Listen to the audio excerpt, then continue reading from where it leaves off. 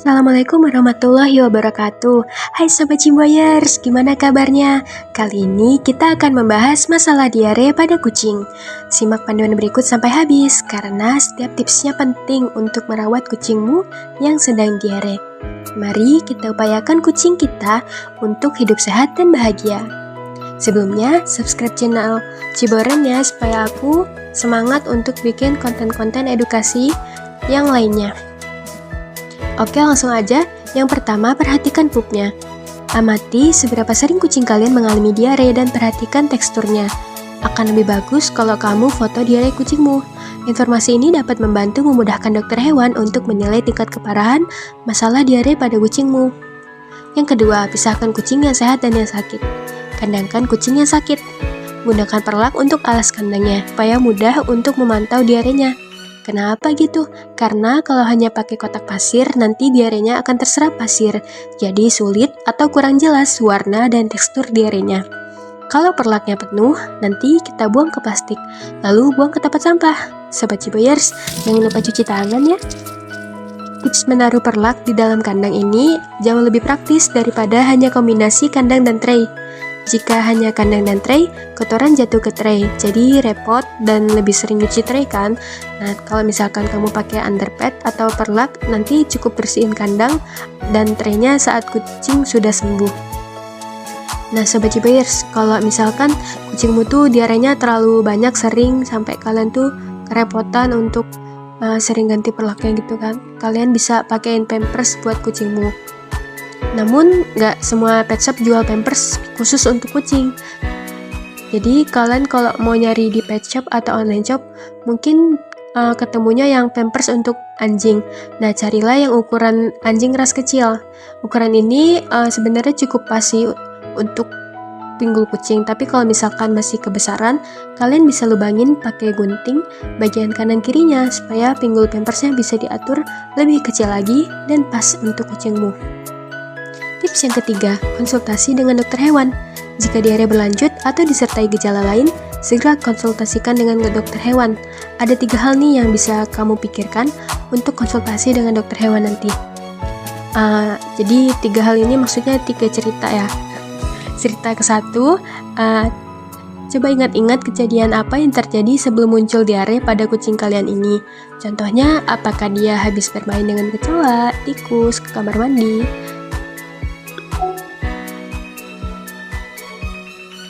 Cerita yang kedua, ceritakan muncul gejala apa saja pada kucingmu.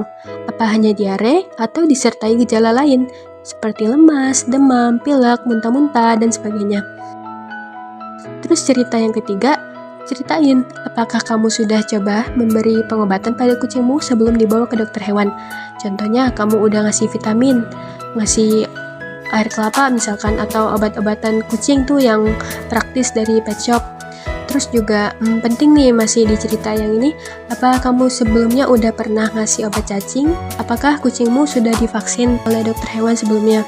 Nah, selanjutnya dokter hewan akan melakukan anamnesa, pemeriksaan, dan diagnosa untuk menentukan penyebab diarenya, serta meresepkan obat dan tindakan yang tepat untuk kucingmu.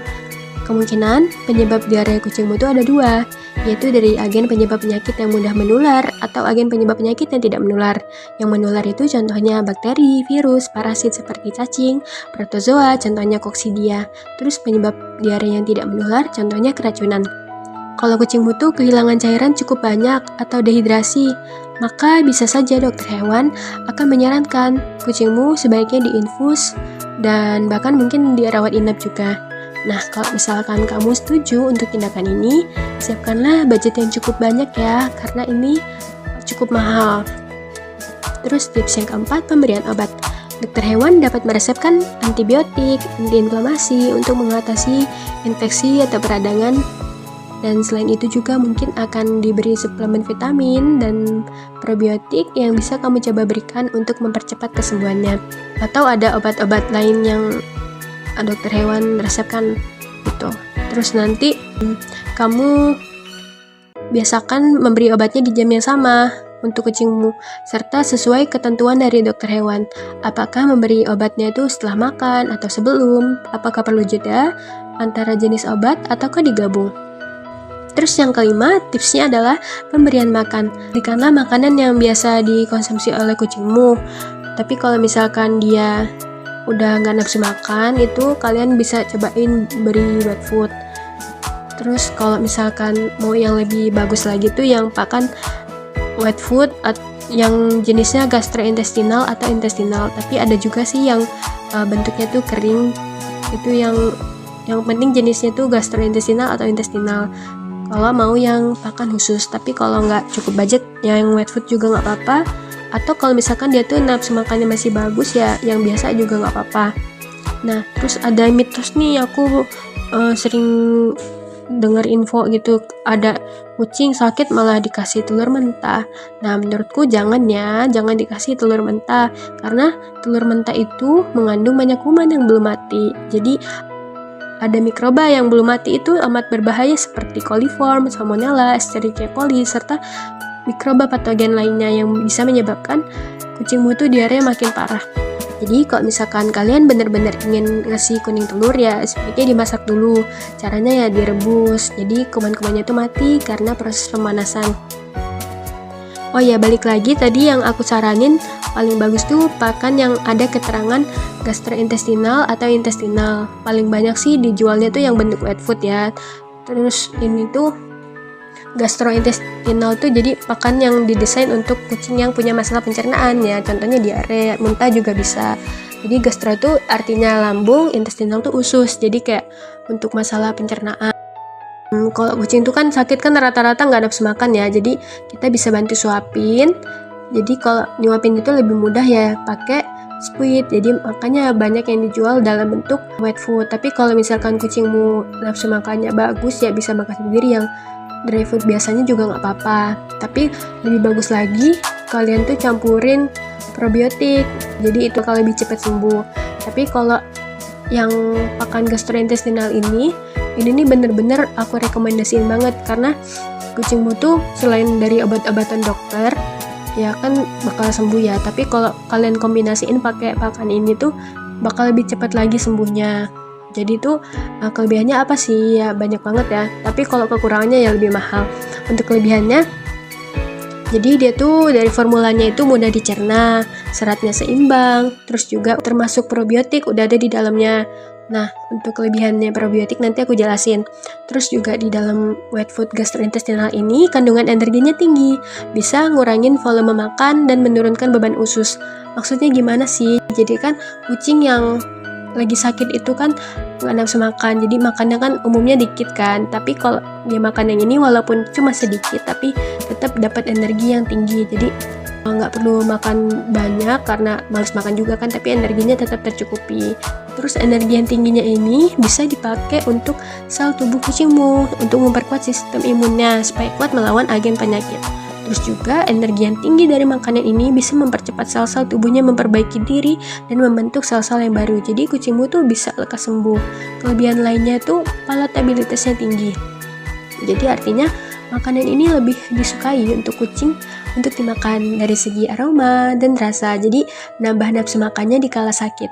Nah, saat memberi pakan, kita boleh campurin lagi sama vitamin dan probiotik yang aku jelasin ini. Sebenarnya aku nggak di-endorse ya, cuma aku bener-bener nyaranin aja sih kalian kasih ini kalau kucing kalian tuh lagi sakit, terutama yang lagi diare.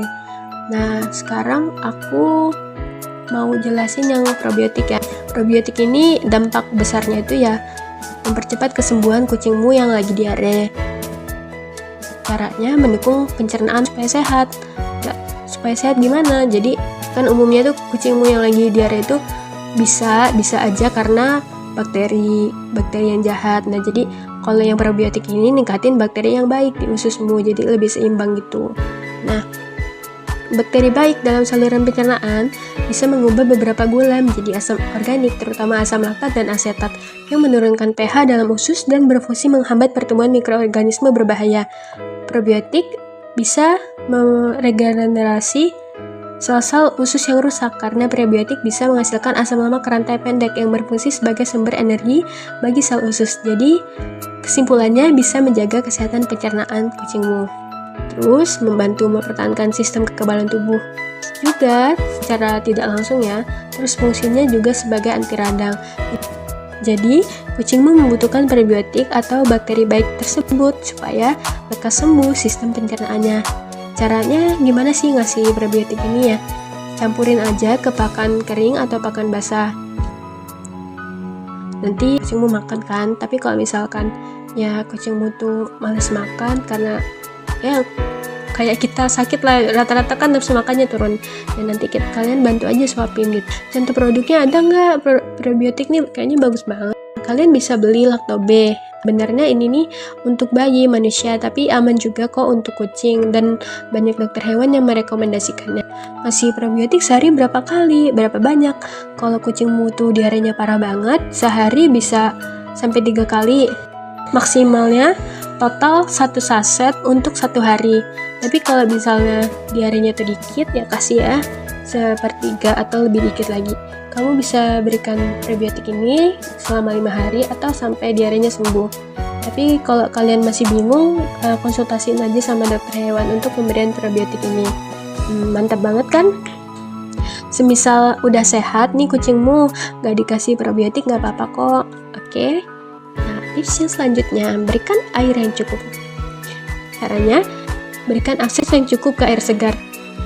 Maksudnya tuh, kalian taruh air di dalam mangkuk kayak biasanya kan ditaruh di kandang, tapi kalian tetap bantu suapin minum. Jadi tuh udah ada buat maintenance minumnya, tapi kalian untuk memastikan dia tuh benar-benar minum ya kalian suapin gitu.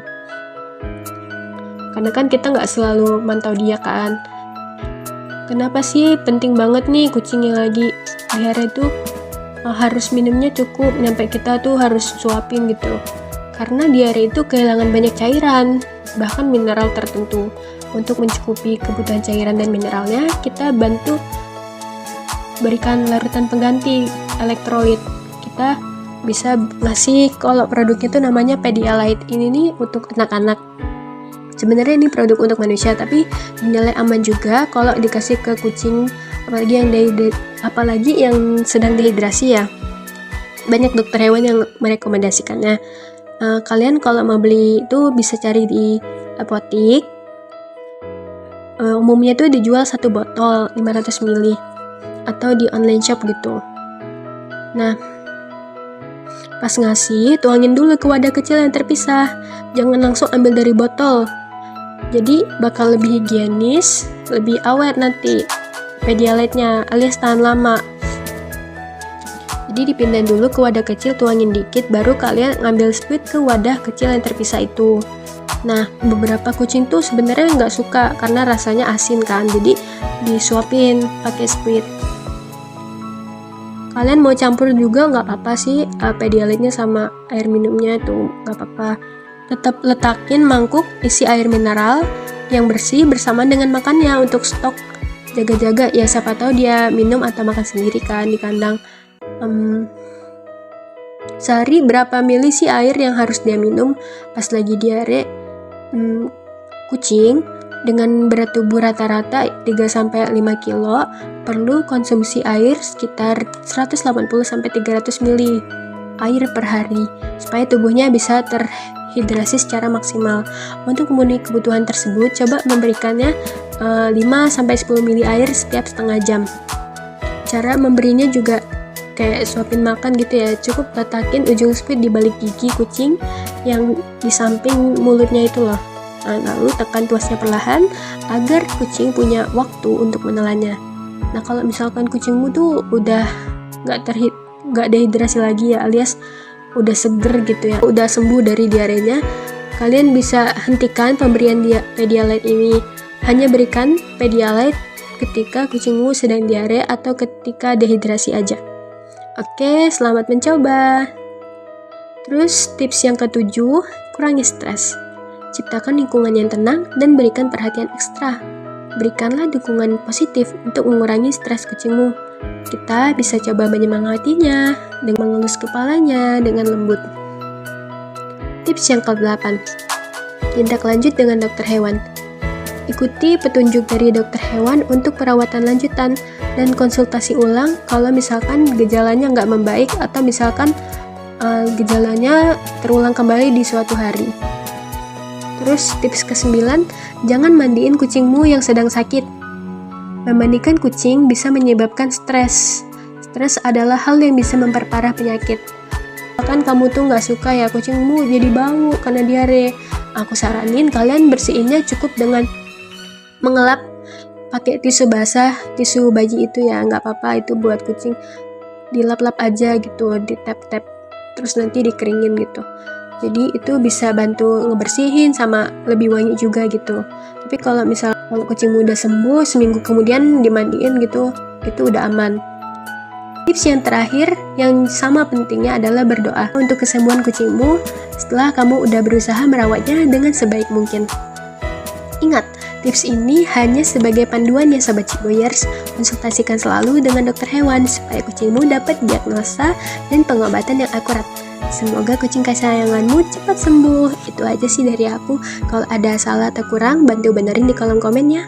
Atau kamu ada cerita, pengalaman merawat kucingmu selama sakit? Komen di bawah ya. Terima kasih telah menyimak. Semoga video ini bermanfaat.